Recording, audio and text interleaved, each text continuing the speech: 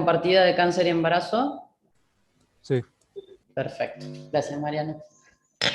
Bueno, muy bien. ¿Cómo les va? Ahí me acaba de avisar el doctor Suárez que recién terminan la clase de embarazo prolongado con él, así que me imagino que ya vienen cansaditos, así que vamos a hacer una horita de clase conmigo en vez de dos para que no se les haga tan largo y tengan un descanso, porque tienen epidemiología algunos hoy, me parece. Sí, ¿no? Bueno, así no los Sí, tenemos doctora, a tan las 4 de la tarde. bárbaro. Bueno, déjenme un segundo que preparo el punterito y empezamos. Entonces, la clase de hoy vamos a hablar un poquito de cómo se manejan las patologías oncológicas durante el embarazo y fundamentalmente vamos a hacer hincapié en lo que son las patologías ginecológicas, que son las que manejamos más los obstetras, ¿sí? Más allá que vamos a hablar un poquito de cáncer en general. Lo primero que hay que tener en cuenta cuando hablamos de cáncer asociado a embarazo es a qué se define un cáncer asociado al embarazo, y en general se considera que el cáncer se asocia con embarazo cuando la neoplasia maligna es diagnosticada tanto durante el embarazo como hasta los 6 meses del puerperio, porque lógicamente la mayoría de los cánceres se supone que si lo diagnostico dentro de los 6 meses del puerperio han estado cursando o han estado activos durante el embarazo y pueden haber pasado desapercibidos, ¿sí? O sea que todo cáncer diagnosticado en una mujer embarazada o hasta los 6 meses de cumplido su puerperio se va a considerar que es un cáncer que se asoció con embarazo y va a ir a generar esa estadística de que los cánceres asociados al embarazo representan el menos del 1% de todos los cánceres en general, ¿sí? El 0,07% de los cánceres diagnosticados a nivel mundial los vamos a ver asociados al embarazo, lo cual, por suerte, es un número bajo. Este número bajo no tiene que ver con un factor protector o empeorador del embarazo, sino con la edad propia en la cual la mujer logra un embarazo, que es la edad reproductiva, donde sabemos que la incidencia de los cánceres son más bajos en general en la población, ¿no es cierto? Y obviamente asociado a eso también vamos a ver que los cánceres más frecuentes van a ser los cánceres propios de la edad, es decir, desde el punto de vista ginecológico, el cáncer de cuello de útero y el de mama, y después cánceres que aparecen en pacientes en edad reproductiva o en edad joven, ¿sí? Tiroides, melanoma, cáncer de ovario menos frecuentemente, los linfomas de tipo Hodgkin y las leucemias, ¿sí? Respecto a los cánceres ginecológicos, el resto de cánceres ginecológicos, como son el cáncer de endometrio y el cáncer de vulva, prácticamente no están descritos asociados al embarazo, y de nuevo tiene que ver con la edad de la paciente. ¿Sí? Estos cánceres son cánceres en la gran mayoría de la posmenopausia, con lo cual es muy, pero muy, muy, muy infrecuente de ver asociado al embarazo, ¿sí?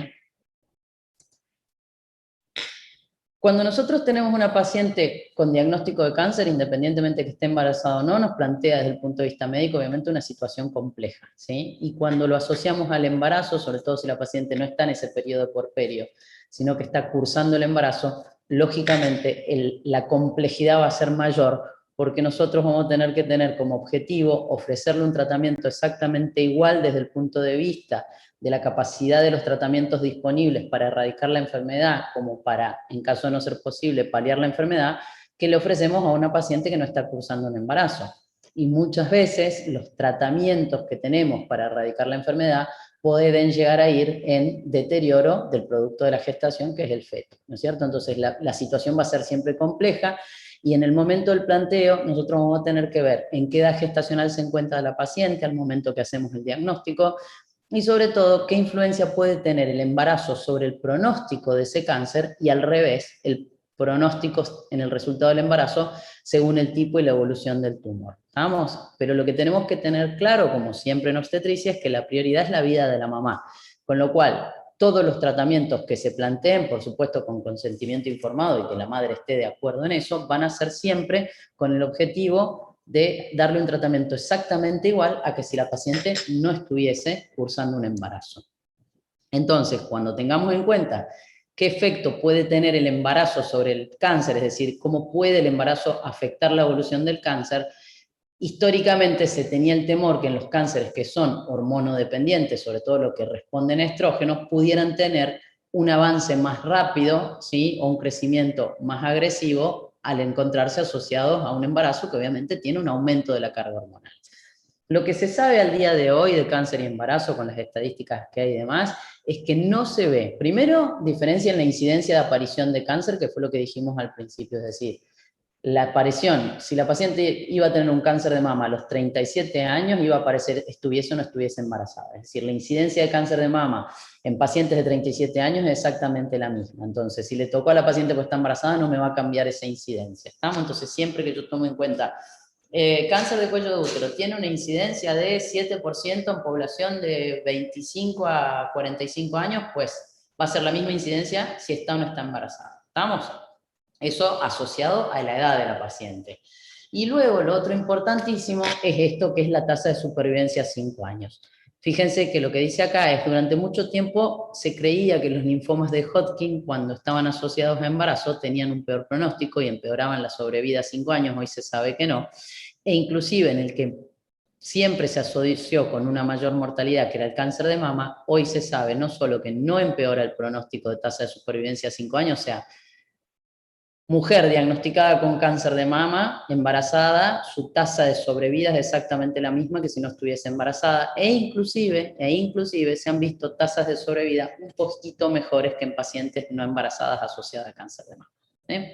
Entonces, en general, si yo tengo que tener en cuenta el efecto que va a tener el embarazo sobre el cáncer, en general el embarazo no me empeora ninguno de los parámetros que son importantes desde el punto de vista de incidencia y sobrevida. Al revés, ¿qué efecto puede tener el cáncer sobre el embarazo? Es decir, ¿qué complicaciones le puede traer al embarazo? En general no hay efectos negativos en la evolución del embarazo en sí. La tasa de abortos y de parto de pretérmino es la misma que en población general, siempre y cuando no haya intervención médica, ¿no es cierto? O sea, ahora vamos a ver que en algunos casos, cuando yo diagnostico embarazo en forma, cáncer asociado al embarazo en primer trimestre, una de las opciones va a ser obviamente el aborto terapéutico para poder instaurar el tratamiento a la mamá. Eso cambia la cosa. Pero si yo lo dejo evolucionar solito, no cambia, ¿sí?, la tasa ni de abortos ni de partos prematuros. En el caso de la leucemia y el cáncer de cuello, lo que sí se ve es mayor índice de complicaciones, como son el sangrado y las infecciones y las hemorragias secundario al parto vaginal, por sobre todas las cosas. Y lo otro importante es, si una madre embarazada tiene cáncer, pueden esas células oncológicas o cancerígenas pasar mi barrera placentaria y llegar al feto, sí o no. En el único cáncer que están descritas las metástasis fetales es en el melanoma. En todos los demás cánceres asociados al embarazo no se ha visto ni células oncológicas a nivel de la placenta, porque obviamente pueden estar circulando en sangre, y por supuesto que si no hay en placenta es prácticamente imposible que aparezcan en el feto, ¿sí? Bases del tratamiento. Lo mismo que en cualquier otro cáncer, o sea, nosotros cuando tenemos un cáncer asociado al embarazo, se va a basar el tratamiento en el control locorregional de la enfermedad y en el control sistémico de la enfermedad. Para control locorregional generalmente disponemos en la mayoría de los cánceres de cirugía, a veces cirugía y radioterapia, hay cánceres que responden mejor a quimioterapia, ¿sí?, los linfomas sobre todo, pero bueno, en general tenemos cirugía, radioterapia, quimioterapia y todo lo que son los agentes biológicos más modernos como los anticuerpos antimonoclonales, etcétera, etcétera. ¿Estamos?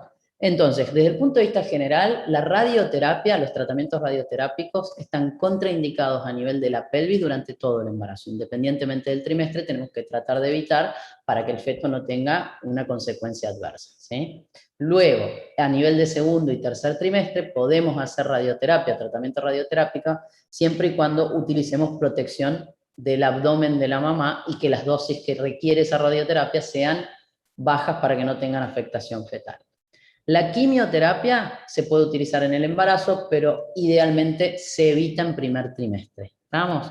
Y luego, todo lo que son los medios de diagnóstico por imágenes que utilizan radiación, como es la resonancia magnética y la tomografía, idealmente luego del primer trimestre, ¿sí? Placa de tórax, creo que ya lo habíamos charlado, creo que en una de las primeras clases, no hay ninguna contraindicación, con buena protección del abdomen, la dosis de radiación es muy bajita y las radiografías en general no tienen contraindicación absoluta en ningún trimestre. Por supuesto, no voy a pedir una radiografía si no necesito en una paciente, pero si es necesaria, se pide sin ningún inconveniente con buena protección de la pelvis y el abdomen de la mamá. Eso como generalidades, como base de los tratamientos. Cuando yo me planteo un tratamiento quirúrgico en una paciente que está embarazada, lo primero que tengo que saber, tanto si está o no embarazada, si el resultado de esa cirugía va a poder ser óptimo. Es decir, si yo tendría que hacer un anexo histerectomía total y la mujer está embarazada, ¿para qué la voy a operar si no voy a poder sacar el útero con el feto? ¿Está claro? Entonces, la cirugía tiene que tener posibilidad de un resultado óptimo, me tiene que dar seguridad para la madre fundamentalmente, y luego, si la idea es continuar con el embarazo, seguridad para el feto. Y obviamente, si se decide operar con la paciente embarazada, nos tenemos que asegurar de dar tratamientos para prevenir tanto el parto prematuro como el aborto, ¿sí? Con útero de inhibición o con lo que corresponda. Preoperatoriamente, normalmente, ¿cómo preparamos a una paciente que está embarazada y que tiene que ir a quirófano? Con progesterona para evitar las contracciones. Normalmente se usa un supositorio transvaginal de 100 miligramos cada 12 horas, o se pueden usar dosis más altas de 200 cada 12. Madurar los pulmones del feto si es momento de maduración pulmonar, porque generalmente las cirugías van a ser en segundo o tercer trimestre, ¿sí? Cuando estén indicadas. Entonces, asegurarnos de que el feto esté maduro, porque si por el estrés quirúrgico se desencadena el parto, que ese feto tenga mayor chance de sobrevida. Y útero inhibir a la mamá para que el estrés de la cirugía no le genere contracciones, ¿sí? Esa es la preparación siempre que decidamos operar a una paciente embarazada. Esperen que se me va el puntero cuando me da mal el mouse. Ahí va. Puedo pasar de acá, que es más práctico. Ahí está. Quimioterapia y embarazo, ya lo dijimos un poquito, primer trimestre, semana 2 a la 8, es donde el feto es más vulnerable porque está produciendo toda su organogénesis, con lo cual, salvo necesidad por salud materna, estaría contraindicado, deberíamos evitar usarla, ¿sí? El riesgo de hacer quimioterapia en ese periodo de gestación es que el feto tenga malformaciones más o menos de un 10 o un 20%, y generalmente puede llevar o a un aborto espontáneo, o lógicamente, si la necesidad de quimioterapia es por la salud de la mamá, la recomendación va a ser interrumpir el embarazo antes de dar la quimioterapia por el alto riesgo de las malformaciones congénitas. Ya en segundo y tercer trimestre el riesgo de malformaciones congénitas es mucho más bajito, va al 6%, y sobre todo es afectación ocular y del sistema nervioso central, que también se puede asociar la quimioterapia con retrasos del crecimiento, bajo peso al nacer. Vamos. En caso de que el cáncer necesite quimioterapia en el momento de la lactancia materna, lo que se hace es inhibir la lactancia para evitar que esas drogas quimioterápicas pasen a través de la leche al recién nacido. ¿Estamos? Entonces, en lactancia es un poco más simple. Mi mouse no funciona. ¿Está?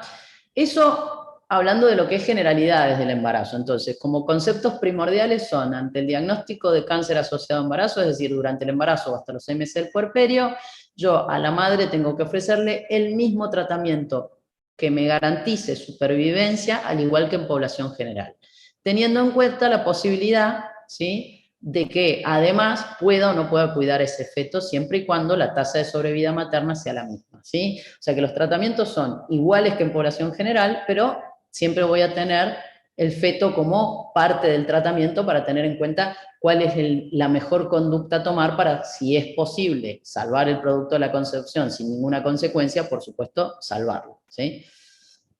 El cáncer más frecuente asociado a embarazo desde el punto de vista ginecológico es el cáncer de cuello de útero, y tiene que ver con la edad de aparición y el factor de riesgo. Acuérdense que el cáncer de cuello de útero en general no es hormonodependiente, secundario a la infección por HPV, y la mayoría de las veces en el embarazo el cáncer invasor, propiamente dicho, se diagnostica más o menos en 1 cada 2.500 embarazos, contra, fíjense que todo lo que son las lesiones preinvasoras que estudiaron en gineco, como el SIN3 o el HSIL, es un poco más alto, 1 en 750, ¿sí? El más frecuente de todo va a ser el epidermoide, o sea que no me va a depender del estado hormonal que tiene la mamá, y si yo tomo la supervivencia global de cáncer de cuello y embarazo, no hay diferencias en supervivencia por el momento en que yo diagnostique. Es decir, si yo diagnostico un cáncer en estadio 3, va a tener la misma supervivencia en población embarazada, no embarazada. Si yo diagnostico un cáncer en estadio 1, lo mismo, va a tener la misma tasa de sobrevida en embarazada que no embarazada. Por supuesto que sí, las diferencias van a estar según el estadio en que diagnostiquemos, como todo cáncer. O sea que el embarazo no me afecta la evolución del tumor, y ahora vamos a ver, y el tumor tampoco me afecta la evolución del embarazo en sí. Lo que pasa es que las conductas van a variar dependiendo del momento en que haga el diagnóstico. Al igual que en todos los pacientes con cáncer de cuello, la mayoría de las veces el diagnóstico es con poca sintomatología, pero de vez en cuando puede aparecer sinusorragia, o sea, hemorragia normal, puede haber algo de molestias o dolor, pero la mayoría de las veces se diagnostica, igual que en población general, a través de los métodos de screening o de cribado, que son test de HPV, Papa Nicolau, colposcopía y biopsia, ¿sí? Dicho esto, durante muchísimo tiempo y hasta el día de hoy, sobre todo en países como los nuestros, que por ahí los programas de tamizaje no están tan afinados, más allá que ha ido mejorando mucho, al cáncer de cuello de útero hay veces que la mujer no consulta nunca en su vida al ginecólogo, salvo cuando está embarazada, ¿sí? Y no es infrecuente de ver a la fecha de hoy. Yo tengo muchas pacientes que uno le pregunta, ¿cuándo fue tu último control ginecológico? Cuando nació mi último hijo. Pero eso no significa que le hayan hecho un Papa Nicolau, un control mamario y demás. Lo que le hicieron fue el control prenatal. Entonces, dentro de ese control prenatal, la recomendación de Naciones Unidas, del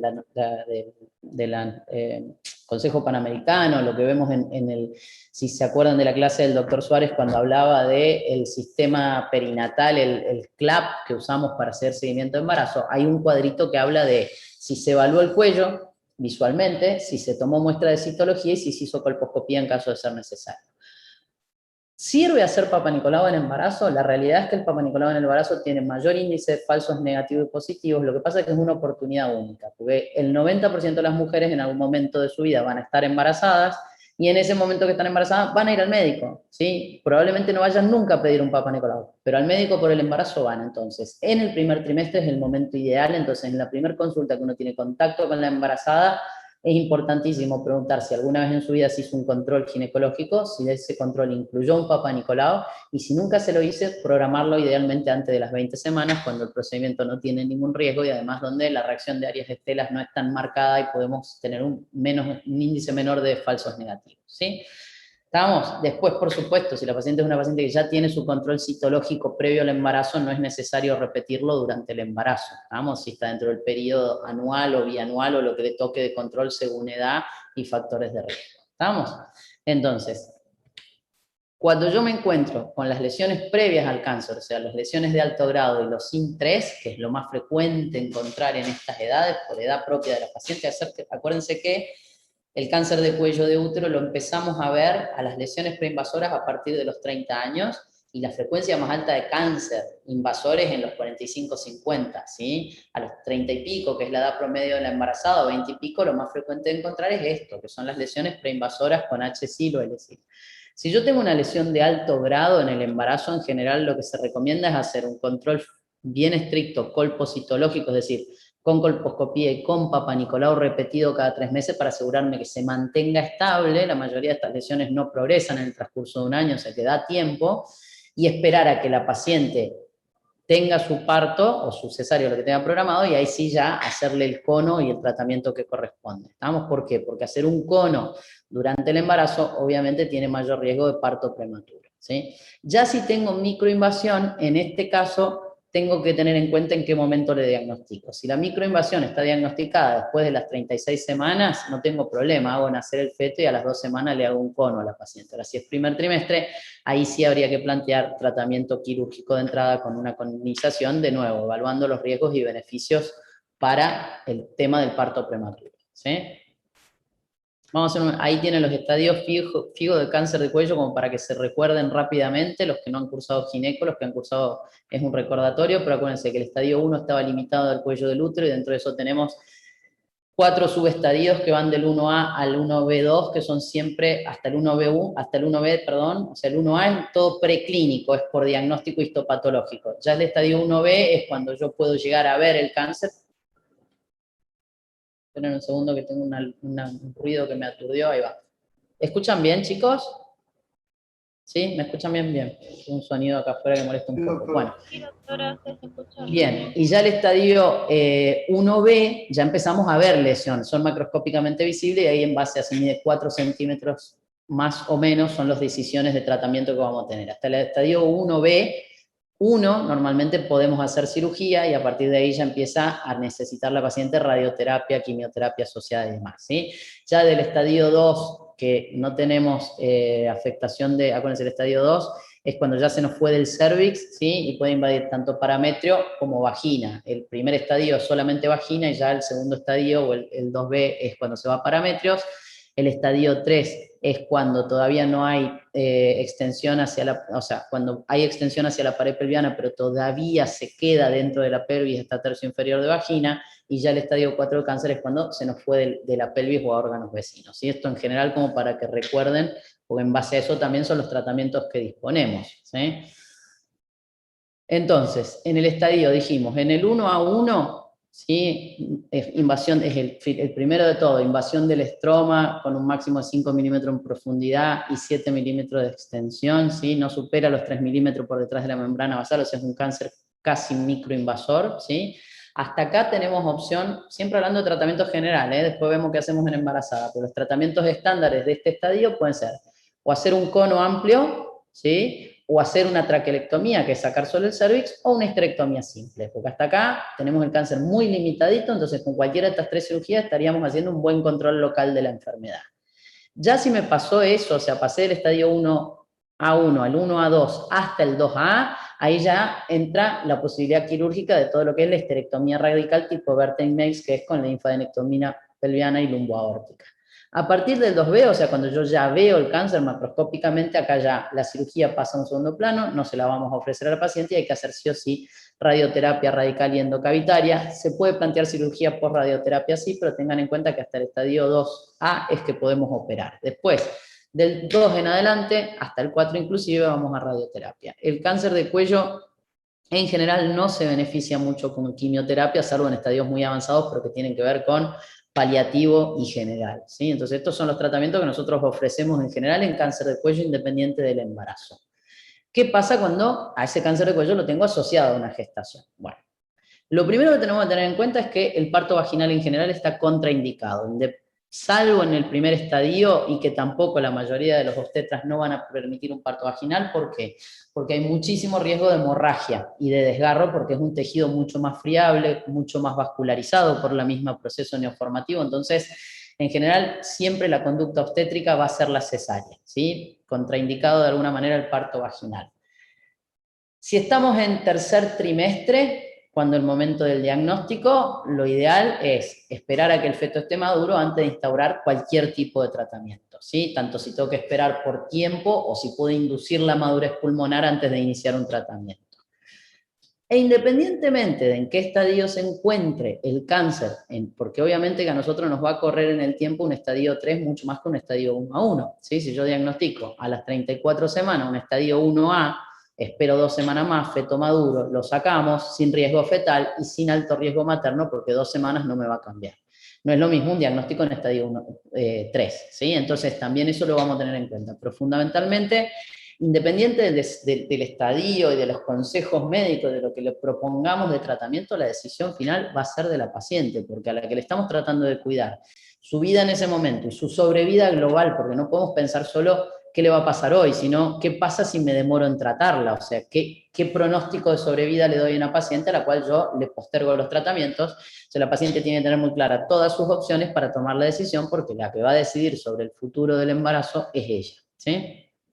Primer trimestre en general, diagnóstico de cáncer y embarazo, primer trimestre, salvo dijimos el estadio 1A1 que nos permite hacer un cono y conservar el embarazo, idealmente la propuesta es aborto terapéutico, es decir, finalizar el embarazo, y lo ideal es, si es un estadio quirúrgico, cirugía con feto in situ, es decir, hacer la nexohisterectomía total tipo Vertex sin evacuar el embarazo, sacando todo en un solo paso, ¿sí?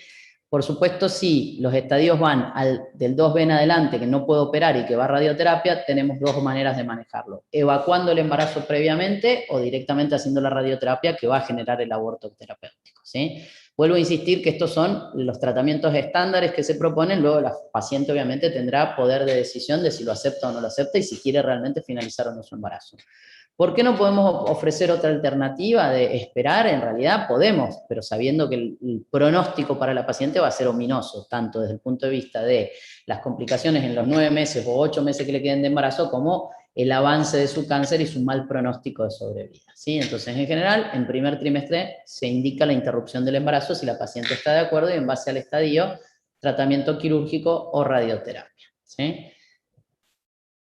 Cuando estamos en segundo trimestre vamos a tener dos momentos en el segundo trimestre. Cuando estamos más cerca de que el feto sea viable, o sea que yo puedo hacerlo llegar a término sin poner en riesgo a la mamá, y cuando estamos mucho más alejados. Si yo tengo un embarazo de segundo trimestre de 18 semanas, lógicamente tengo un problema grave porque no tengo un feto de 12, 14, donde el aborto terapéutico es más simple desde el punto de vista hasta psicológico, si lo quieren ver de la mamá, sino que estoy con un feto ya de un tamaño importante, pero que a su vez le falta muchísimo tiempo para poder ser viable fuera del útero de la mamá, ¿sí? Entonces, normalmente nosotros lo que tenemos que tratar de hacer es ofrecer un tratamiento que tenga la posibilidad de curación, en caso de que lo tuviera, y que implique una cirugía radical. ¿Qué ocurre? Si la edad gestacional en el momento del diagnóstico pasó las 20 semanas y el estadio es temprano, 1A o 1B1, es decir, hasta donde todavía el cáncer es microscópico, donde todavía no hay macroscopía que lo vea, se puede diferir hasta que el feto sea viable, es decir, hasta que lleguemos a las 32, 34 semanas induciendo la madurez pulmonar, siempre y cuando la paciente entienda el riesgo, es decir, nos estamos arriesgando a que ese cáncer siga progresando en esos 2, 3 meses que nos quedan hasta llegar a la edad gestacional deseada. En el resto de los estadios, ¿sí?, cuando ya es más avanzado, en segundo trimestre también se sugiere la interrupción del embarazo porque el riesgo de esperar tanto tiempo, por supuesto que nos pone en riesgo la sobrevida materna. ¿Estamos? Entonces, si la paciente, por supuesto, no acepta y quiere diferir el tratamiento, es la decisión de la paciente, pero la paciente tiene que entender muy claramente que eso va a ir en alto riesgo para su salud futura. ¿Estamos? Tercer trimestre no nos plantea un problema tan grave desde el punto de vista de la decisión, porque en general nos permite postergar, madurar el feto, y en general la recomendación es hacer una cesárea, y si corresponde la cirugía, hacer la cirugía que corresponda. Inclusive cuando el tercer trimestre el estadio es avanzado, en general se termina haciendo una histerectomía, aunque no sea por el criterio quirúrgico, pero más que nada por el riesgo de sangrado y demás que tienen estas pacientes, ¿sí? Pero en tercer trimestre, madurez pulmonar, y si corresponde cirugía, cirugía. ¿Tá? Entonces, cáncer de cuello de útero, tanto la incidencia como el pronóstico según estadios y según edad es el mismo en embarazo, no va a cambiar, lo que va a cambiar son las conductas en base a cuándo lo diagnostico. Si yo tengo primer trimestre, todos los tratamientos que proponemos son iguales a los estadios, a los mismos estadios, a igual estadio fuera del embarazo, con lo cual, si corresponde histerectomía, histerectomía, si corresponde radioterapia, radioterapia, siempre con sugerencia, obviamente, de interrupción del embarazo, porque cualquiera de los tratamientos que ofrecemos son directamente, o sea, en ese punto de vista ni siquiera teratogénicos, sino que sabemos que van a generar una interrupción del embarazo o un aborto terapéutico. ¿Estamos? Si saco el útero con el feto, si hago radioterapia directo a la pelvis, va a generar el aborto. Segundo trimestre, si se puede, se espera la viabilidad del feto, poniendo siempre en balance riesgo-beneficio, estadio al momento del diagnóstico, y edad gestacional y cuánto me falta para llegar a la madurez. Y en tercer trimestre se indica cesárea post-maduración del feto y el tratamiento que corresponde. ¿Ah? Esto respecto a cáncer de cuello de útero. ¿Preguntas hasta ahora? ¿No? Bien. Cáncer de ovario, el otro que aparece a veces en mujeres jóvenes. Y acá en cáncer de ovario Doctora, hay algo. Sí. Una consulta. Usted dijo, obviamente, siempre se prioriza la vida de la madre. Doctor, no sé quién me está hablando, creo que es Yago. Perdón, Yago, no te escucho nada. Vas a tener que hablar más fuerte porque se escucha muy bajito. Sí, doctora. Usted dijo, como siempre, se prioriza la vida de la madre. Y se explica todos los riesgos en el problema de los cánceres, del plan de los estadios. No te entiendo, Yago, discúlpame, habla más lento y más fuerte porque no se te entiende la pregunta. Si se le hace firmar algún consentimiento a la madre que uno le explicó los riesgos, si ella quiere seguir el embarazo para como prevención para el médico, o eso no se hace, o depende de cada profesional en la elección. Bien. Digamos, evitando los problemas judiciales a futuro, digamos, que puedan llegar a haber. Por ahí no tanto la familia, no tanto la embarazada. Bien, bueno, voy a responder a tu pregunta, pero voy a responder con una reflexión. Qué pena que los alumnos de sexto año estén empezando en problemas judiciales, la verdad. Es una pena que está perfecta la pregunta, Yago, no es una crítica, pero voy a aprovechar para decirle dos palabras sobre esto. Cuando se preparan para ser médicos, traten de prepararse de la mejor manera y con el mejor nivel posible, justamente para tratar de no tener problemas. Y los problemas van de la mano de dos cosas en medicina: de un muy buen diálogo médico-paciente y buena empatía, cosa que nos falta y mucho en la mayoría de los médicos, desgraciadamente, por tiempos y por realidades actuales. Cuando uno tiene una buena relación médico-paciente y hace que el paciente consienta en forma informada, que no es que firme un papel, sino que entienda lo que uno le está proponiendo y el por qué, y que el paciente, una vez que comprenda sus riesgos y beneficios, tome una decisión informada, es muy probable que nos evitemos este tipo de conflictos. Primer punto. Y segundo, haciendo medicina basada en evidencia científica, es muy difícil que por más que a ustedes los lleven a un juicio, ustedes pierdan un juicio. Si ustedes tomaron la decisión basada en evidencia científica y no en lo que me parece a mí, en lo que me dice mi cabeza, en lo que me dice solo mi experiencia o mi creencia religiosa y demás, es muy probable que nunca se enfrenten, o que prácticamente nunca se enfrenten a un problema, y si lo hacen, tengan todas las de ganar, porque hicieron las cosas estando bien formados, sin negligencia, pues la negligencia va de la mano de no saber, y uno cuando no sabe comete errores que son negligencia. Y luego están los errores humanos. Dicho esto y anticipando esto y volviendo a decir que me da pena que ustedes, que todavía no son médicos, estén pensando en mala praxis, porque deberían estar pensando en cuál es la evidencia científica de lo que estamos hablando, porque si está basado en evidencia, el juicio pasará de largo, por más que nos dé un dolor de cabeza. Siempre que se toman decisiones de este tipo, desde el punto de vista que pueden comprometer lo ético o las creencias de un paciente, por supuesto que hay un consentimiento informado. Ningún tratamiento, ¿sí? Ningún tratamiento médico que se propone que pueda tener un riesgo, como por ejemplo generar un aborto terapéutico, en este caso, por más que esté indicado, o que la paciente pueda no estar de acuerdo o decir no, me obligaron, por supuesto que lleva un consentimiento informado, escrito y firmado. Y la mayoría de las veces, por supuesto que este tipo de cosas no la decide un solo médico, sino que hay comités de trabajos cuando hablamos de cáncer. Todos los manejos en cáncer y sacando el embarazo, porque no se olviden que también hay un montón de drogas de quimioterapia, más modernas, menos modernas, terceras líneas, cuartas líneas, investigación científica y demás, que no todas tienen el aval científico de grandes trabajos y demás, y que van a requerir, como la vacuna Sputnik, el consentimiento del paciente. Pongo la Sputnik, que es la que nos pusieron en general en Argentina, ¿no? ¿Por qué es voluntaria la vacunación para coronavirus? Tiene que ver con que sabemos que está hecho, que se han hecho estudios y demás, pero que no está todo lo que generalmente tiene medicina, entonces no pueden obligar a la población a vacunarse, nos dan la opción de voluntario, ¿sí? Entonces, por supuesto que un tratamiento de este tipo, que va a llevar a la interrupción legal y médica del embarazo, que quede claro, acá no estamos hablando de aborto, de clandestinidad, de nada, estamos hablando de tratamiento para la paciente, y parte del tratamiento es interrumpir el embarazo, porque si no lo hacemos, esa paciente se va a morir por su cáncer, está claro, ¿no? Acá no hay una cuestión ética. Ahora, ¿la mamá puede negarse? Por supuesto que sí, tanto si se niega como si consciente va a tener que firmar un papel, pero lo importante no es el papel que firme, sino que entienda lo que le estamos proponiendo y por qué, para que realmente pueda tomar una decisión basada en lo mejor para ella y lo que ella considera mejor para ella, no lo que consideramos los médicos, ¿sí? ¿Respondí ya a tu pregunta? Sí, doctora, gracias. De nada. ¿Alguna otra pregunta, chicos?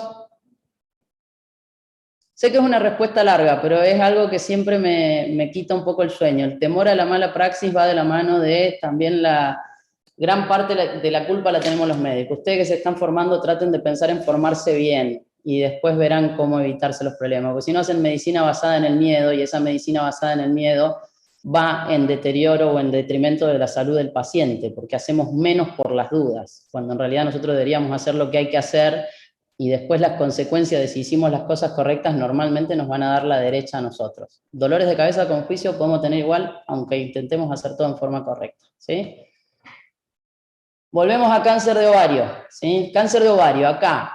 El otro, ¿se acuerdan que era uno en 750, uno en 2500? Fíjense que acá nos vamos uno en 18.000 embarazos, o sea que en general, por suerte, al igual que el cáncer de ovario, no es tan frecuente de ver. Se va a comportar muy parecido al comportamiento clínico que tiene el cáncer de ovario en la mujer no embarazada. Desde el punto de vista histológico son los mismos tipos histológicos con predominancia del germinal. Acá tenemos más tumores borderline o limítrofes que se llaman, y esto tiene que ver con la edad de los pacientes, porque estos tumores aparecen en pacientes más jóvenes. Y ya son un poquito menos frecuentes, fíjense, los epiteliales y los de cordones sexuales. En población mayor o adulta vamos a tener más epiteliales que los tipos germinales en general, ¿estamos?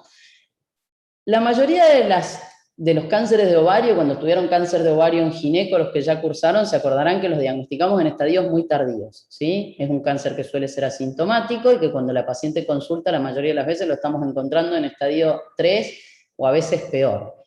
Esto en embarazo tiene una pequeña ventaja. El 80% de las veces los encontramos en etapas tempranas que nos permiten cirugías conservadoras, tanto para el embarazo como para continuar después. Y tiene que ver de la mano con el control que se hace de la embarazada, que no es otra cosa que un control clínico estricto, porque la vamos a ver a la paciente una vez por mes, y que además el embarazo se controla con un diagnóstico por imágenes de rutina, que es la ecografía. Entonces es mucho más frecuente encontrar tumoraciones anexiales en forma temprana. ¿Vamos? Esa es la única buena noticia cuando hablamos de cáncer de ovario asociado al embarazo. La quimioterapia coadyuvante se puede utilizar en cáncer de ovario cuando la mujer ya cumple las 16-18 semanas, y eso también nos permite tratamientos conservadores, porque nosotros podemos, ahora vamos a ver, sacar solamente el ovario afectado, mantener con quimioterapia hasta la viabilidad del feto, una vez que el feto es viable, permitir el nacimiento, y luego sí proseguir con la cirugía oncológica, que es el vaciamiento completo de la paciente. ¿Estamos? Eso nos da la posibilidad, el hecho del diagnóstico en estadio inicial del cáncer o en estadio 1, ¿sí? Fíjense que, al igual que en población general, casi el 80% de las mujeres no va a tener síntomas, ¿vamos? Va a tener los síntomas propios del cáncer de ovario, que a veces son un poco de distensión, si hay ascitis puede llegar a tener síntomas ascíticos, si se pone delante de la vejiga o por detrás del útero y se pone dentro del fondo del saco, podrá haber tenesmo y estas cosas, pero va más asociado al crecimiento de la masa tumoral, ¿sí? Durante el tacto vaginal es más difícil diagnosticarlo porque el útero gestante aumentado de tamaño me lo puede llegar a esconder, pero bueno, como normalmente a la embarazada se la suele hacer un examen ginecológico, podemos llegar a tocar una masa anexial más temprano que en una paciente a la que a lo mejor viene por otra consulta y no le hacemos un tacto ginecológico.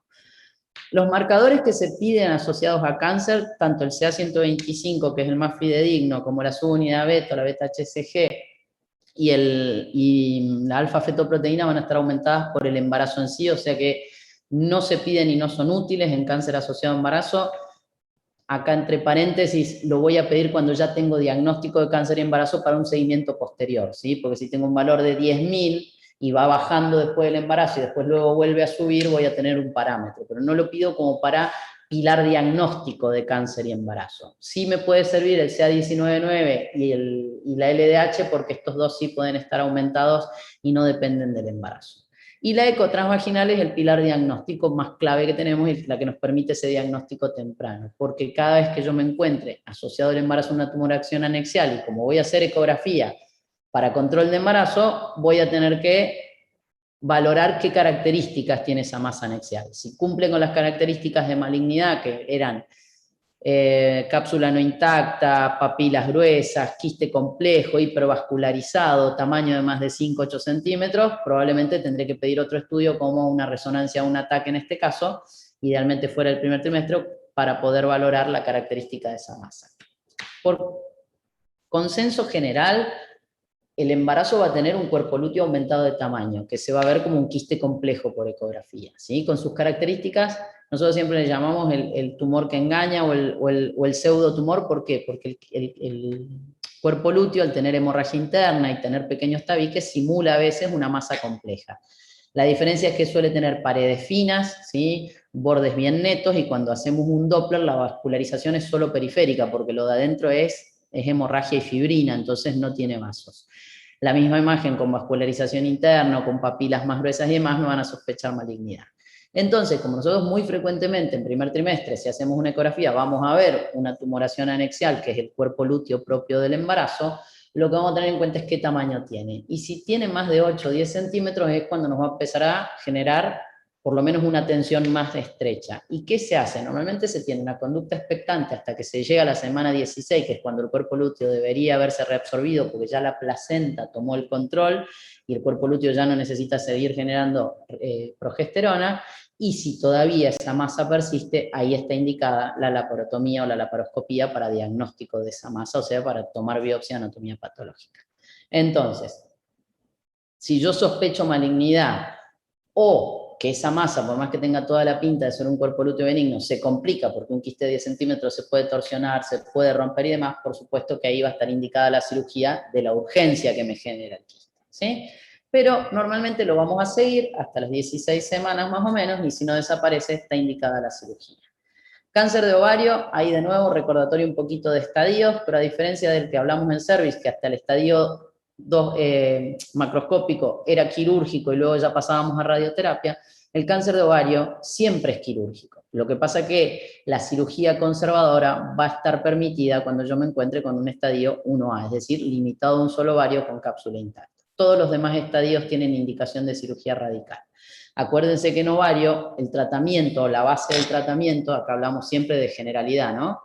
De cáncer de ovario va a ser la histerectomía total radical con mango vaginal, con anexectomía bilateral, o sea, saco los dos ovarios. Si corresponde a apendicectomía, en los tumores de células claras se saca el apéndice, omentectomía completa, linfadenectomía pelviana, paraórtica y a su vez biopsias al azar del peritoneo y de los ganglios retroperitoneales. Todo esto es la cirugía estándar en ovario independientemente del estadio, ¿sí? Paciente embarazado o no embarazada. Ya cuando me encuentro en estadios avanzados de la enfermedad, cuando el diagnóstico es más tardío, en este caso la cirugía va a estar indicada, pero puede ir precedida de quimioterapia reductiva, ¿sí? Y luego hacer la cirugía. La quimioterapia, solo cuando tengo un estadio, luego de la cirugía, ¿no? De haber sacado el tumor 1A, con un grado de diferenciación celular bajo, no se va a utilizar en cáncer de ovario. Todos los demás cánceres de ovario, independientemente de que sea un estadio temprano, van con tratamiento quimioterápico posterior a la cirugía, ¿sí? Y se utiliza siempre poliquimioterapia. En ovario lo que no se usa prácticamente es radioterapia. ¿Estamos? ¿Hasta ahí me siguen? Esos son los tratamientos estándares que usamos en ovario. ¿Qué ocurre cuando la paciente se encuentra embarazada y yo le tengo que ofrecer un tratamiento? Lo primero, lo que dijimos, si yo tengo sospecha de patología maligna en esa ecografía que hice y demás, está indicada la laparotomía. Siempre que entramos a la cavidad abdominal, si no hay líquido asítico, hay que hacer lavado peritoneal. Si hay líquido asítico, por supuesto que sacaremos líquido asítico, y si no, se lava con fisiológico tibio, y eso se manda a analizar para que se haga citología del lavado peritoneal. Hay que hacer biopsia pélvica junto con biopsia intraoperatoria, es decir, yo veo el tumor afectado o el ovario afectado, y lo que voy a hacer es, si está solamente afectado ese ovario, porque la estudié previamente y sospecho eso, es anexectomía unilateral. Eso me permite que me quede el útero con el feto más el otro ovario. Biopsia por congelación, es decir, que se confirme que es un cáncer, porque obviamente no voy a tener confirmación hasta que no hago la biopsia, y eso es por cirugía en cáncer de ovario, y una vez que el patólogo me confirmó, procedo a, dejando el útero, ¿sí? Hacer lo que dijimos, lavado peritoneal, toda la trompa y el ovario de ese lado, aumento y las biopsias que están indicadas, más la linfadenectomía pélvica y paraórtica. Esto cuando estamos en estadio 1A, es en el único momento que yo puedo conservar el útero y la trompa y el otro ovario, ¿sí? El resto de la cirugía, si se fijan, es lo mismo, y a su vez a esa paciente se le da quimioterapia con el embarazo para poder llegar a la madurez del feto. Una vez que el feto es viable, se realiza la cirugía por cesárea, y ahí sí ya terminamos la cirugía que habíamos iniciado. ¿Estamos? Si el diagnóstico es hasta las 24 semanas y el feto es previable, después del estadio 1A, en general está indicada la cirugía radical con feto adentro. ¿Está claro? Ahora, si el diagnóstico de cáncer, más allá del estadio 1A, es después de las 24 semanas, volvemos a la opción 1. Puedo hacer cirugía conservadora del útero, empezar con la quimioterapia, madurez de pulmón y luego completar el tratamiento quirúrgico. ¿Se entendió? ¿Seguro? Bueno. ¿Listo con ovario? Entonces, ovario, conservadora si es estadio 1A. Si no es estadio 1A y es estadio tardío y estoy más allá de las 24 semanas, puedo hacer conservadora con quimioterapia durante el embarazo y luego finalizar. Si es menos de las 24 semanas, aborto terapéutico con cirugía radical con feto in situ. ¿Sí? Bien. Cáncer de mama. El cáncer de mama durante un montón de tiempo se asoció a un muy mal pronóstico cuando lo diagnosticamos en embarazo. Y si ustedes le preguntan a cualquiera, hablo a cualquiera cuando hablamos de no médicos, ¿sí? No medicina, la mayoría de la gente piensa, uy, le diagnosticaron un cáncer cuando estaba embarazada, cáncer de mama, la gente ya sabe que eso va a ir mal, ¿sí? La incidencia es prácticamente la misma, es en los más frecuentes junto con el de cuello propio de la edad de la paciente, que nosotros el cáncer de mama lo podemos encontrar en pacientes premenopáusicas. No es lo más frecuente, pero puede estar, ¿sí? 0,7 a 4% de los cánceres que se asocian al embarazo. De la mano de esto va obviamente que aumenta la incidencia en pacientes mayores de 35 años y el retraso actual que hay de la maternidad. El tipo histológico del cáncer de mama asociado al embarazo es el mismo que en población general, es decir, el ductal infiltrante, que es el 85% de los cánceres de mama que vamos a encontrar. Y este sí es un tumor que responde a estrógenos, sí es hormono dependiente. La mayoría de los cánceres de mama son estrógeno-progestágeno positivo, entonces receptores de estrógeno-progestágeno positivo. Y esto es lo que siempre daba esa sensación de mal pronóstico. Antes había un cáncer de mama y automáticamente se frenaba el embarazo en el estadio que estuviera la paciente, o sea, aborto terapéutico si correspondía, parto de pretérmino, lo que fuera, o sea, sabíamos que había que sacar el embarazo para frenar ese estímulo estrogénico. La realidad es que después de mucho tiempo, y con varios estudios ya hechos y comprobado esto, en la actualidad se sabe que el mal pronóstico del cáncer de mama asociado al embarazo no va de la mano del estrógeno dependencia del embarazo, sino del diagnóstico tardío al cual llegamos. ¿Por qué diagnóstico tardío? Porque la mama de la paciente embarazada o gestante va a ser una mama muchísimo más densa, donde los tumores pequeños no van a ser palpables, y porque además muchas veces la sintomatología asociada se va a confundir con la propia de la lactancia. Entonces la mujer va a consultar porque tiene tumoración, enrojecimiento, molestias o dolor en una mama a lo mejor, y al examen pasa desapercibido porque se asocia con los cambios propios de la mama gestante o de la mujer que está dando de mamar, ¿sí? Entonces hay un subdiagnóstico, lo que hace que lleguemos a diagnosticar el cáncer de mama en la mujer embarazada en estadios muchísimo más tardíos que en la población general. En población general hacemos diagnóstico con estadio súper temprano a través de mamografía y diagnóstico clínico temprano, porque todo tumor de menos de 2 centímetros, estamos hablando de un tumor pequeño, y los tumores de menos de 2 centímetros, tanto con autoexamen como con examen ginecológico anual, lo vamos a detectar. ¿Qué ocurre en el embarazo? Fíjense que casi el 90% de los cánceres los vamos a diagnosticar, o sea, hay una variabilidad de 75-90, diagnosticar en estadio 2 y 3 contra el 60% en pacientes que no están embarazados. O sea, hay una gran diferencia. Y esto es lo que hace que estos tumores tengan mal pronóstico. O sea, volvemos a lo mismo, no cambia el comportamiento del cáncer por el embarazo, si el embarazo no tiene una influencia negativa sobre el cáncer, y el pronóstico es igual que en población general, solo que el problema es que llegamos más tarde al diagnóstico porque se nos enmascaran los signos clínicos de cáncer de mama en las mujeres embarazadas. ¿Vamos? Entonces, examen físico, ¿cómo hacemos diagnóstico de cáncer? Cuando es clínicamente evidente por nódulos, por retracciones, por asimetrías y por secreción por pezón. Todo eso puede ocurrir en forma normal en una paciente embarazada, entonces muchas veces el médico se confía que los síntomas son por la lactancia o el embarazo y lógicamente pasa por alto, pasa desapercibido. La mamografía por edad de la paciente ya no la voy a pedir, y además es una mama tan densa y tan blanca la mamografía que me va a esconder las tumoraciones, con lo cual no me va a servir. Y sí me sirve, o la sensibilidad alta la tiene la ecografía durante el embarazo. Sí, la ecografía es el método de elección y tiene una sensibilidad hasta el 100%. Con una especificidad baja, es decir, es sensible porque me va a ver una lesión. Ahora, que sea un cáncer es más bajo, pero por lo menos me va a estar detectando lesión. ¿Estamos? Luego, si yo necesito hacer extensión de tumoración, en embarazo lo ideal es pedir resonancia magnética con protección de la pelvis, y por supuesto, una vez que tengo un nódulo o algún tipo de signo clínico o imagenológico compatible con cáncer, voy a tener que hacer biopsia para poder tener diagnóstico definitivo, ¿sí? Y una vez que tengo el diagnóstico, acuérdense, los estadios en mama tenemos el estadio 1, cuando llega a 2 centímetros de tamaño de tumor, el estadio 2 de 2 hasta 5, el estadio 3 más de 5, y ya el estadio 4 da igual un poco el tamaño, tiene que ver más que nada con si compromete pared de tórax o se fija la pared del tórax, no la fascia sino la pared torácica, el pectoral, o a la piel. Y de nuevo, no retracción de la piel, sino invasión de la piel. Eso es estadio 4. Y luego tenemos la N de la axila, que no tenga adenopatías, que tenga móviles de un solo lado, del mismo lado que está localizado el tumor, que tenga axilares fijas, pero siempre del mismo lado del tumor, o ya la N3 cuando puede tener en el contralateral o en la cadena mamaria interna, ¿sí? Entonces, eso más o menos para recuerdo de los estadios.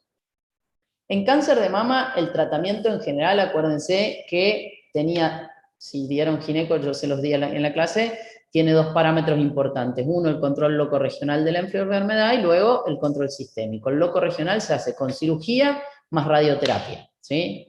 Puede ser solo cirugía, o puede ser cirugía conservadora más radioterapia, o puede ser cirugía radical como la mastectomía más radioterapia si después los criterios de anatomía patológica, moleculares y de oncogenes me lo requieren, pero acuérdense que el control local era cirugía más radioterapia o solamente cirugía. Y luego el sistémico con quimioterapia y todo lo que son los tratamientos hormonales, los anticuerpos monoclonales, factores biológicos y demás. En embarazo, el aborto terapéutico no va a estar indicado en ningún estadio. ¿Por qué? Porque está el tumor en la mama y porque todos los tratamientos que disponemos me permiten un buen control y un buen pronóstico materno sin necesidad de interrumpir el embarazo. ¿Sí? Que cambió mucho eso, lo que les decía al principio, cuando antes se creía que el embarazo me incendiaba el cáncer de mama. Hoy se sabe que no es así. Entonces, normalmente, independientemente de que venga en la biopsia que tiene receptores estrogénicos positivos, hoy el embarazo prosigue su curso. Lo que va a depender mucho de en qué edad gestacional está es si indico o no indico radioterapia, si indico o no indico quimioterapia, y qué tipo de radioterapia y qué quimioterapia. Entonces, en una paciente, por ejemplo, que le hago el diagnóstico en primer trimestre, que si tiene 35 años, uno que pensaría, si es un tumor chiquitito, de menos de 2 centímetros, axila negativa, podría darme el lujo, en una paciente obviamente no embarazada, de hacer una cuadrantectomía con ganglio centinela y no sacarle toda la mama a la paciente, por una cuestión estética. El problema de eso es que le obligo a radioterapia, y radioterapia a esas dosis con un embarazo de primer trimestre no está permitido. No solo no está permitido, va a ser teratogénica o me va a generar un aborto. Con lo cual yo tengo que buscar otra manera de hacer control local de la enfermedad, y en este caso está indicada la mastectomía. ¿Sí? Entonces, si yo hago diagnóstico de cáncer en embarazo en primer trimestre, la indicación de control de la enfermedad va a ser con mastectomía radical y vaciamiento axilar, porque no me puedo dar el lujo de hacerle radioterapia a los ganglios. ¿Sí? Entonces, en estas pacientes, ¿qué voy a tener que hacer? Proponerle la reconstrucción mamaria. Se puede hacer en general después de las 12 semanas por el tema anestésico. Idealmente, la mayoría de las reconstrucciones se hacen en el puerperio para evitar la anestesia, la cirugía, el estrés quirúrgico del feto. Ahora, si alguna paciente, por decisión personal, no quiere estar hasta el final del embarazo sin su mama y pide reconstrucción antes, está contraindicada hasta las 12 semanas. A partir de ahí se le puede hacer anestesia a la paciente. Es una anestesia general, pasa barrera placentaria, con lo cual lo ideal es esperar al puerperio y hacer la reconstrucción mamaria. ¿Sí? Ya cuando el diagnóstico del cáncer de mama es en estadios tempranos del cáncer y nos encontramos en un segundo o un tercer trimestre, acá sí podemos hacer tratamiento con cirugía radical o conservadora, con vaciamiento, ganglio centinela, quimio, lo que yo quiera. ¿Por qué? Porque como estoy en un segundo o tercer trimestre, los tiempos hasta que yo le tenga que hacer la radioterapia son más cortos. Me permite hacer conservadora, si necesita quimio le doy quimioterapia, y apenas nace el feto, o sea, apenas logro la madurez pulmonar y hago nacer ese feto, procedo a hacer el tratamiento radioterápico monoclonal o lo que le corresponda aparte de eso a la paciente. ¿Ah? Esto siempre y cuando obviamente estemos en un estadio temprano de cáncer de mama. Si me encuentro en un estadio 3, probablemente se le sugiera a la paciente hacer mastectomía por una cuestión de que va a tener menor tiempo hasta llegar a un estadio más avanzado o a generar metástasis. ¿Estamos? El otro tema que era fundamental en cáncer y embarazo era cuando una paciente tuvo cáncer de mama, ¿puede o no puede buscar un embarazo posterior? Volvemos, el cáncer de mama es estrógeno dependiente. Si yo no tuve mi cáncer de mama, o sea, tengo altísimo riesgo de recidiva, acuérdense que dentro de los factores de riesgo de tener cáncer de mama es haberlo tenido previamente, ¿sí? Que aparezca otro cáncer de mama, o en la mama remanente, en caso de que hubiese tenido cirugía conservadora, o en la mama contralateral. Con lo cual, antiguamente, ¿qué se hacía? Paciente que tuvo cáncer de mama tenía contraindicado el embarazo en forma natural. Es decir, si quería ser madre tenía que ir por la vía de la adopción. Hoy, no solo que esa conducta no tiene ningún criterio, sino que inclusive se ha visto que mujeres que han tenido cáncer de mama y luego quedan embarazadas, mejora todavía más su sobrevida global. Se cree que la estrona no tiene el mismo factor, además de, o sea, el estriol del embarazo no tiene el mismo factor oncogénico de estímulo a nivel de la mama, y que además tiene cierto factor protector. Entonces hoy, si una mujer tuvo cáncer de mama y quiere ser madre nuevamente, no tiene ninguna contraindicación. Por supuesto, hay que suspender medicación que pueda ser teratogénica, si está tomando anastrozol, tamoxifeno, lo que fuera, eso lo tendrá que valorar el oncólogo, pero no tiene contraindicación a buscar un nuevo embarazo. ¿Ah? ¿Hasta ahí vamos con cáncer de mama? Bien.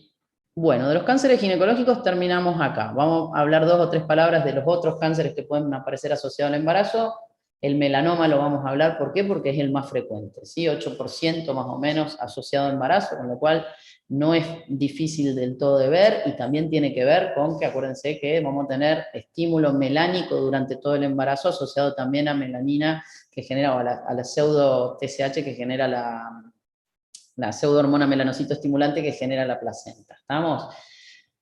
A nivel de lo que es incidencia, agresividad y demás, se comporta igual que en pacientes no gestantes, o sea, acá no nos va a cambiar la cosa, y el pronóstico, al igual que todos los cánceres, está dado de la mano del estadio en que lo diagnosticamos, y la supervivencia global va a ser según el estadio en el momento del diagnóstico, ¿sí? No va a haber un cambio respecto al comportamiento que pueda tener el tumor sobre el embarazo, o el embarazo sobre el tumor, mejor dicho. El tumor sobre el embarazo sí puede tener un comportamiento complicado. El tratamiento, como todos los melanomas, quirúrgico, con una buena incisión amplia, con márgenes libres de 2 centímetros en los márgenes laterales y por lo menos 1 centímetro de profundidad, ¿sí? Linfadenectomía del área en forma completa, si hay ganglios positivos, ¿sí? O si hay profundidad de invasión de más de 1 milímetro, y en estadios donde hay metástasis, los tratamientos siempre van a ser quimioterápicos de elección. En el caso del melanoma, la radioterapia prácticamente no está indicada, siempre y cuando obviamente estemos por encima de las 16-18 semanas, o sea, después del segundo trimestre. ¿Tá? El tema es que el tumor sí puede tener consecuencias sobre el embarazo. En el caso del melanoma es en el único caso de los cánceres que están descritas tanto las metástasis placentarias como las metástasis al recién nacido, ¿sí? O sea, que a través de la placenta, fíjense que el 50% de los cánceres que encontramos con afectación de estructuras en el feto se dan de la mano del melanoma, con lo cual, cuando yo tengo en la anatomía patológica una placenta, porque obviamente una paciente que sufre un melanoma durante el embarazo, esa placenta no se va a descartar, sino que se va a mandar a estudiar y se va a mandar a hacer anatomía patológica. Si en esa placenta encontramos metástasis del melanoma, el riesgo de que el feto haya sufrido una metástasis ronda el 22-25%, con lo cual el pediatra va a tener que hacer, un neonatólogo, un muy buen seguimiento de ese recién nacido para detectarlo a tiempo y instaurar los tratamientos que correspondan al neonato o al niño, ¿sí? Respecto al otro tumor frecuente asociado a embarazo, que tiene que ver con la edad de las pacientes, el linfoma es el cuarto más frecuente que se ve en embarazo, incidencia de 1 cada 1000 a 6000 partos, diagnóstico como todos los cánceres, biopsia y anatomía patológica de las adenopatías que encontremos. El pronóstico de la enfermedad no va a empeorar el embarazo, es decir, no vamos a tener peores resultados en el embarazo porque la paciente sufra de un linfoma de Hodgkin, y no se han visto tampoco exacerbaciones de la enfermedad asociadas al embarazo. ¿Estamos? O sea que la tasa de supervivencia va a ser exactamente la misma que en población general. Tratamiento, primer trimestre. Si tenemos cáncer a nivel abdominal, está indicada la interrupción del embarazo porque esa paciente va a necesitar quimio-radioterapia, ¿sí? Si los estadios son más avanzados, lo mismo, quimio-radioterapia, y si estamos en segundo o tercer trimestre, al igual que los otros cánceres, tratar de lograr la madurez del feto y luego de eso la radioterapia posparto en la paciente, ¿sí? Esto cuando afecta la parte del abdomen fundamentalmente. Otros cánceres que podemos encontrar en embarazadas: tiroides, meningiomas, cáncer colorectal, mucho más raro, pero puede haber, feocromocitomas, las leucemias, etcétera, etcétera. ¿Estamos? Pero en general todos tienen más o menos pronósticos similares y sobrevidas similares. Entonces, finalizando un poquito, resumen, lo que dijimos al principio: 0,07% de las pacientes embarazadas van a aparecer con diagnóstico de cáncer, ¿sí? Acuérdense que la aparición del cáncer en el embarazo o asociado a embarazo se considera con la paciente embarazada o puérpera. Insisto, en puerperio el único inconveniente que vamos a tener es suspensión de la lactancia materna. ¿Vamos? Es lo único que vamos a tener que hacer. Luego los tratamientos son obviamente igual que en población general.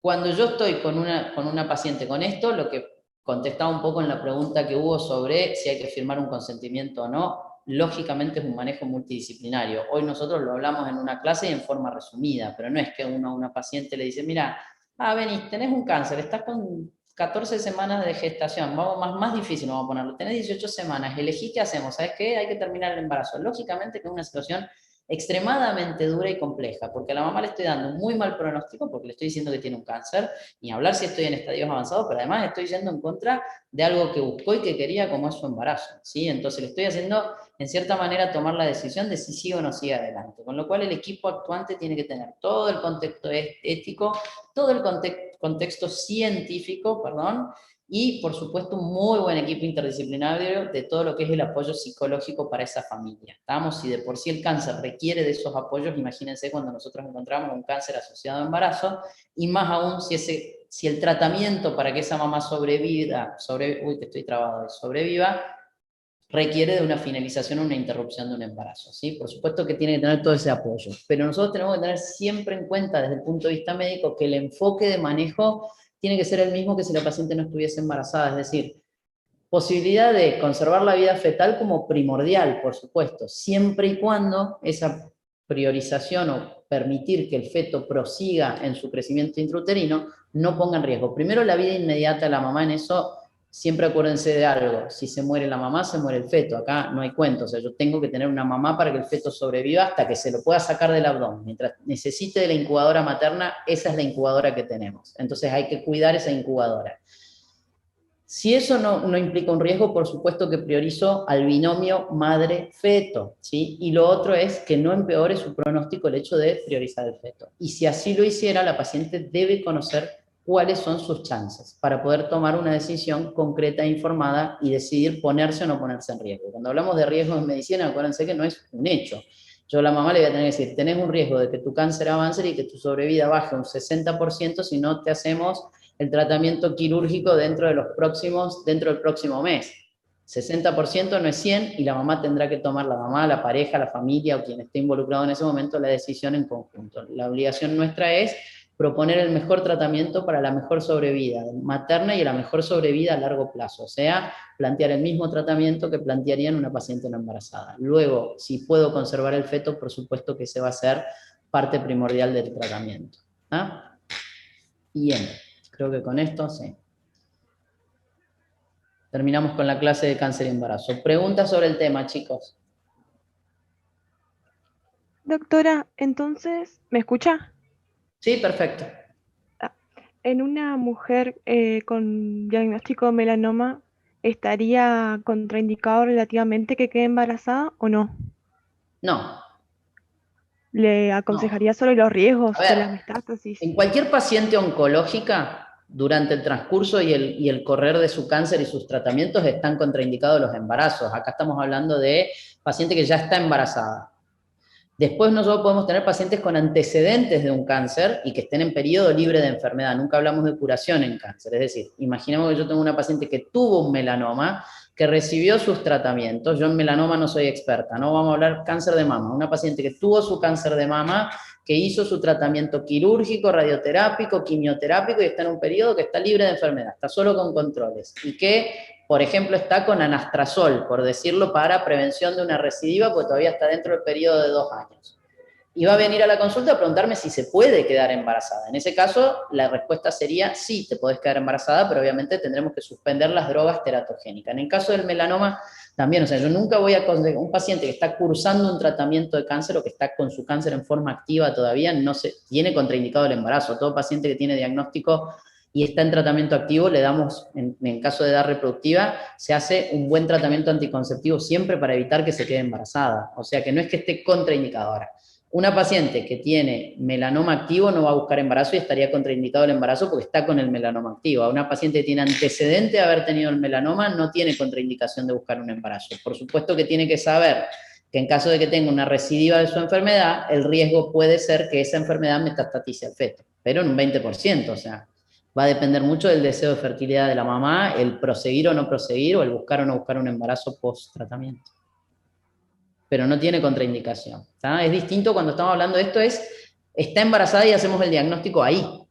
Todo lo demás es periodo libre de enfermedad y habrá que valorar los riesgos. Lo que se sabe hoy es que el embarazo no empeora o no cambia la incidencia de cáncer. O sea, si yo tuve una leucemia cuando era niño y me pudieron conservar los órganos reproductores, sea caso femenino, conservación de ovario, caso masculino de gónadas, pero conservación gonadal, y el día de mañana busco embarazo, ¿sí? Si después tengo la mala suerte que se me reactiva una patología de base o se me recidiva un cáncer, habrá que valorar de nuevo con el diagnóstico en el momento, ¿estamos? Sí, Pero no porque gracias. pueda dar metástasis se lo contraindico, para nada. Entendí, sí. Gracias. De nada. ¿Alguna otra pregunta, chicos? Doctora, Sí, ¿me escucha? sí se escucha. Usted dijo que el cáncer de ovario se detecta hasta el 80% en etapas tempranas en el embarazo, por el método ecográfico y todo eso. ¿Por qué no se usa como tamizaje, por ejemplo, para detectarlo precozmente en pacientes no embarazadas? Muy bien, doctor, excelente pregunta. Un método de tamizaje, ¿sí? Un método de tamizaje tiene ciertas definiciones y tiene que tener un impacto, en general todos los métodos de tamizaje que usamos en cáncer, en lo que es la sobrevida global a un cáncer. Por eso, de hecho, ahora 2 palabras sobre la discusión sobre mamografía. ¿Qué implica eso? Que si yo uso ese método para un X porcentaje o para la totalidad de la población, no para pacientes de riesgo, para la totalidad de la población, que ese método me disminuya la mortalidad a largo plazo. Eso es un método de tamizaje que sirve, ¿sí? ¿Por qué sirve la citología de Papa Nicolau? Porque yo se la hago a todas las pacientes con o sin riesgo y me disminuye la mortalidad global por cáncer. No la incidencia, sino la mortalidad. Y en el caso, luego, la mamografía, ¿qué se sabe hoy? Le hago mamografía a todas las mujeres de 40 años en adelante una vez por año. ¿Disminuye la mortalidad global? No, disminuye la mortalidad global en pacientes de 50 a 65 años. Entonces, hoy por hoy la mamografía está indicada en pacientes sin factor de riesgo, a toda la población de 50 a 65. Ya las de 40 en adelante ya no se la indicamos de rutina. ¿Por qué? Porque que yo haga una mamografía y detecte 10 cánceres van a tener la misma mortalidad global. En ovario pasa lo mismo. Si yo a todas las mujeres le hago una ecografía por año, la mortalidad global por cáncer de ovario no va a variar. ¿Sí? Ahora, cambia cuando yo uso el método de screening específico en población de riesgo. La ecografía transvaginal está indicada, por ejemplo, como screening para cáncer de endometrio en población de riesgo, es decir, todas mujeres que cumplan con ciertos criterios. Obesidad, diabetes, terapia de reemplazo hormonal, etcétera, hay un par de factores. Voy a decir, bueno, a esta paciente hay que pedirle una ecografía por año porque tiene mayor riesgo de cáncer de endometrio, tengo mayor posibilidad de detectarlo y con ello tengo mayor posibilidad de disminuir la mortalidad. Lo mismo pasa en ovario. Si yo tengo antecedentes familiares de cáncer de colon, mama u ovario en familiares directos, ciertas mutaciones genéticas y demás, está indicada la ecografía para tratar de detectar a tiempo un cáncer de ovario. Pero si yo se lo hago a todas las mujeres, la mortalidad global va a ser la misma. Por eso no se usa como método de screening. No hay hoy todavía, se discute la ecografía, pero no hay todavía, no está indicada, no tiene un impacto global en mortalidad como para hacerlo costo-beneficio a toda la población general. Para salir bien de la duda, lean lo que es cribado y lo que es screening y cuáles son los criterios de la Organización Mundial de la Salud para decidir un método de screening. Porque eso les sirve para toda la carrera. ¿Cuándo le pido, cuándo no le pido, qué estudios pido? Es como decir, ¿sirve pedir colonoscopía a todos los pacientes mayores de 40 años o con sangre oculta en materia fecal me alcanza? ¿Sí? Cuando piensan en screening poblacional, hay veces que los screenings son para factor de riesgo y otro es el poblacional general. Ecografía a todo el mundo no disminuye la mortalidad por ovario ni por endometrio, por eso no se pide a todo el mundo. Sí está indicado en pacientes con factores de riesgo para esos cánceres. Lo mismo pasa con mamografía en la actualidad. No confundan, la mamografía si tengo factor de riesgo arranca a los 40, pero si no tengo factor de riesgo debería arrancar a los 50 años, que es donde va a haber impacto en mortalidad global. ¿Sí? ¿Respondí, Julián, o te compliqué mucho? No, perfecto, gracias, doctor. ¿Entendió? Bien. Muy buena pregunta. ¿Qué más?